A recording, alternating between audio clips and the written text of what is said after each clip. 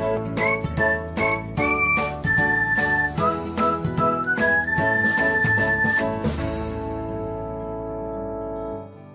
everyone, welcome back to another episode of Technologyglance.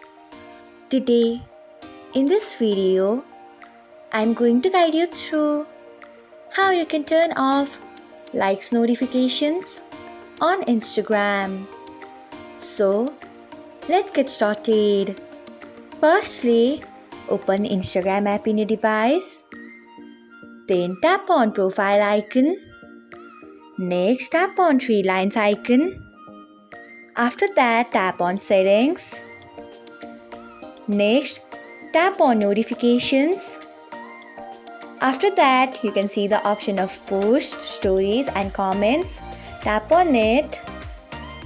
After that, you can see the option of likes on top. Next, you can see the option of off below the option of like. Tap on it. So, this is how you can turn off likes notification on Instagram. Thanks for watching. If you found this guide helpful, we would love it if you hit the thumbs up button below. We upload great new tech tutorials like this one every day, so do not forget to subscribe to our channel and hit the bell icon so that you'll never miss another update.